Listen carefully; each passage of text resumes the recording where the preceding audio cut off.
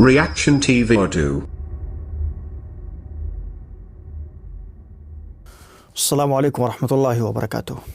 नाज़रीन, एक मरतबा फिर आपका इस्तकबाल है रिएक्शन टीवी उर्दू में। जी दोस्तों, अस्सलाम वालेकुम।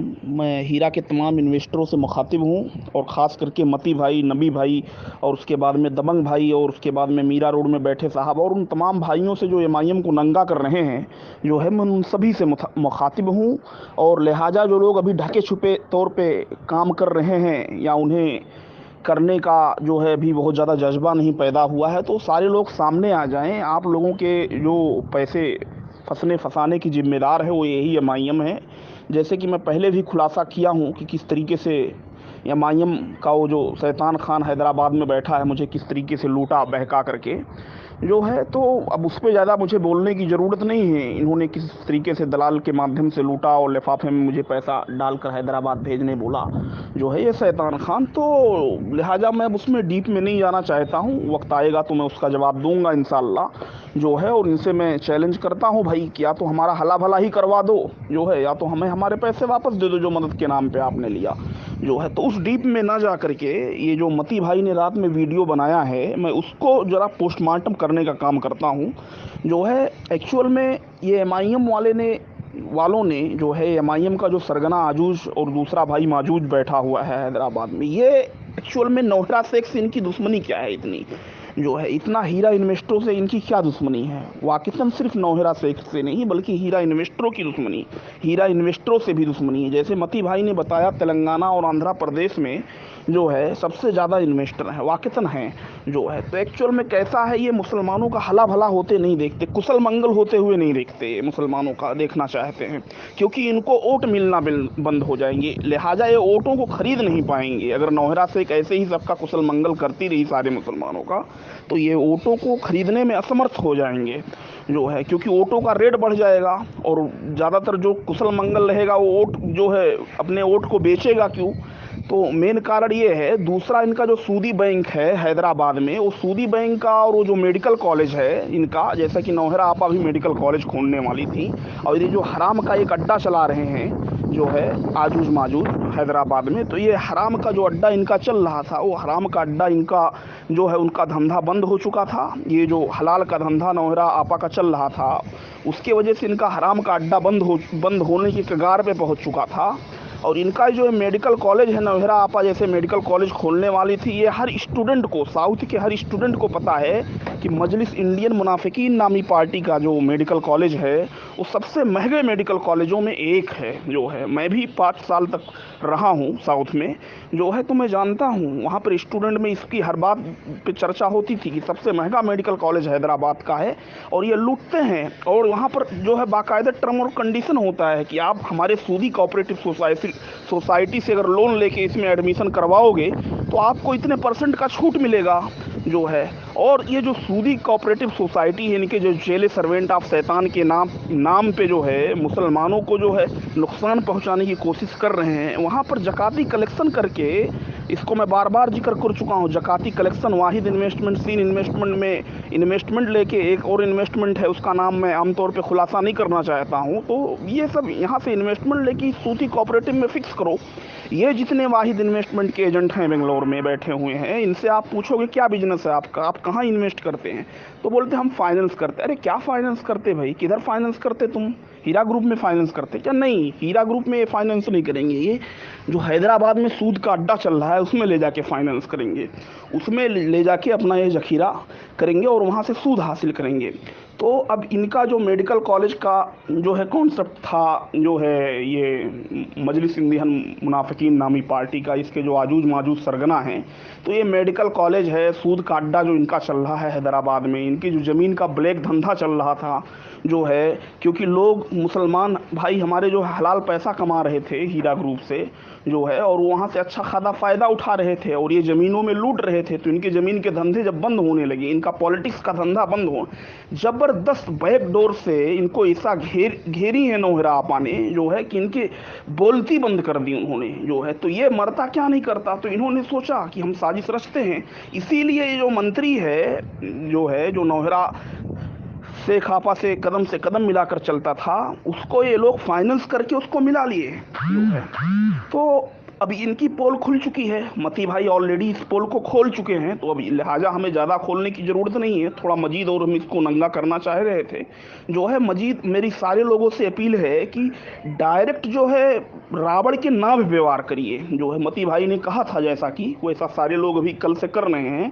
तो मेन चीज़ें जो एले शेले बैठे हुए हैं ना, शैतान खान जो है और चूहे कुछ लोग बोलते हैं, कुछ लोग इनको इबलीस और खब्बीस बोलते हैं, तो ये सब के आप ऊपर वार करके कोई मतलब नहीं है। सीधे आप आजूज माजूज मजलिस इंडियन मुनाफिकीन पार्टी पर जो है वार करिए और वावड़ के राह पर नाभ पर वार करके जो है और इनको जो है करिए, जो है इनका अंत कर दीजिए। जो है यही बेहतर होगा और यही सारे हीरा इन्वेस्टरों के लिए बेहतर है। और कल सैयद जो है मीरा रोड का वो जो चूहा है, वो चूहा लोगों को फिर से एक बार, अबे आगे बढ़, थोड़ा आगे बढ़, वो एफआईआर का चक्कर छोड़। तुम लोग एफआईआर के नाम पे तो लूटे ना मेरे को, अब कैसा लूटते? तू भी बहका रहा था दे देगा दे देगा, वो शैतान खान दे देगा भाई, करवा देगा तेरा काम, करवा देगा, वो नाला सुपारा वाली की जैसा करवा देगा बोल के। जो करवाया क्या? जो है 1 महीने हो के 7 महीने हो गए जो है, और तू जो बोल रहा है एफआईआर कर लो, ये कर लो, वो कर लो। कोई भी बंदा, मैं चैलेंज करता हूँ, कोई भी बंदा बगैर अपने पर्सनल वकील से, जान पहचान रिश्तेदार वकील से, बगैर राय मशवरे के कोई काम नहीं करेगा जो है। क्योंकि 1,70,000 इन्वेस्टरों की जो लिस्ट सीसीएस के पास आई है, उन 1,70,000 इन्वेस्टरों को सारों को पैसे मिलेंगे। नौहरा से एक देगी तो भी, नहीं देगी तो भी जो है। उन 1,70,000 सारे इन्वेस्ट, कोई क्लेम करे, केस करे ना करे, जो होना था एमआईएम वालों ने करवा चुका है। और नौहरा शेख तो आपा देने ही बोल रही हैं पैसा, वो देंगी आके, और नहीं देंगी तो 1,70,000 सारे इन्वेस्टरों को मिलेगा पैसा। एफआईआर करवा के कोई मतलब नहीं है। जैसा कि ये चूहा मीरा रोड वाला सलमान भाई से बात करते हुए खुद इसने एक्सेप्ट किया था कि मैं मानता हूं एफआईआर करने की ज़रूरत नहीं है। तो ये लोग जो है बौखला चुके हैं सीसीएस ईओडब्ल्यू की रिपोर्ट पर। अबे चूहे, तू बोलता है 2.5 महीने से ऊपर हो गए, 95% लोगों का स्टेटमेंट तक नहीं हुआ है और तू गुमराह कर रहा है 10 दिन में। क्या इसके मतलब ईओडब्ल्यू और सीसीएस को जो है सारी हकीकत पता चल चुकी है कि ये मजलिस इंडियन मुनाफिकीन का सरगना आजूज माजूज का साजिश है, जो इसीलिए वो इंटरेस्ट नहीं ले रहे हैं। और हमें कानून पर पूरा भरोसा है कि नौहरा शेख आपा पूरी बरी होकर के आएंगी। तो बेटा, ये जो तुम बौखलाहट के शिकार हो दोनों चेलों, और ये चेलों को भाई थोड़ा रहम करो इन चेलों के ऊपर। ये शैतान खान और ये जो भी इबलीस खब्बीस हैं, इनके ऊपर रहम करिए थोड़ा जो है। ये भी एक्चुअल में बेचारे नौकरी कर रहे हैं आजूज माजूज की, मजलिस इंडियन मुनाफिक इनकी नौकरी कर रहे हैं भाई जो है। इनकी रोजी रोटी उससे चल रही है।